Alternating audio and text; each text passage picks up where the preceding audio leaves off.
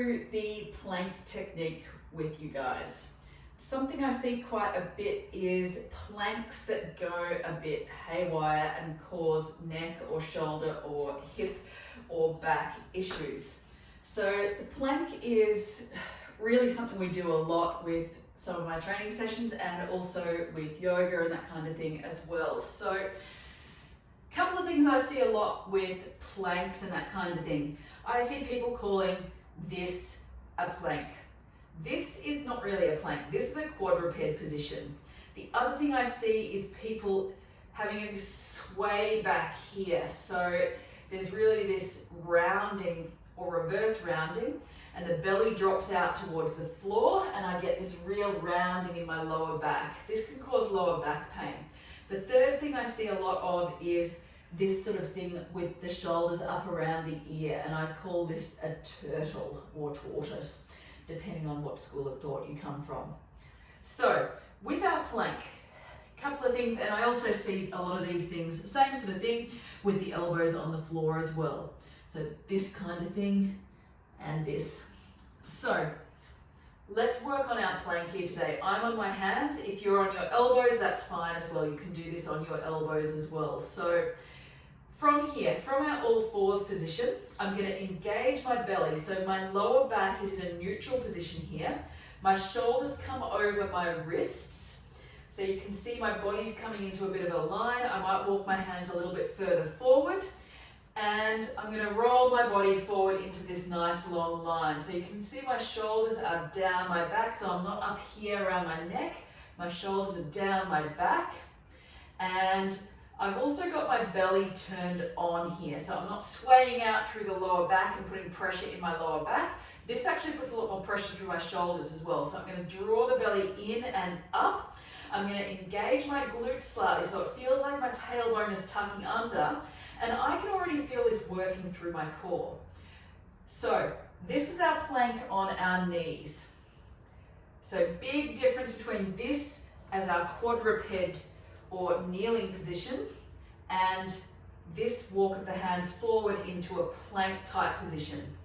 So making sure my knees are level, so my knees are in line with one another, and my hips are forward down a line. So I'm drawing a nice long line pretty much between my shoulders and my knees here. Now this stays exactly the same if I come up onto my toes, so you can see I'm still not dropping out through my belly. So my belly is drawing in and up towards my spine. My glutes are engaging. I'm not swaying out through my back. I'm not drawing my shoulders back past my wrists. So shoulders stay over the wrists. My belly draws in. My glutes engage. I'm in one nice long line here.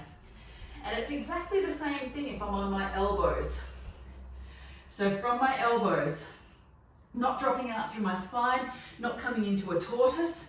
I'm keeping my gaze straight down at my hands, so my neck is nice and long here. I'm not craning my neck up, keeping my neck long and neutral.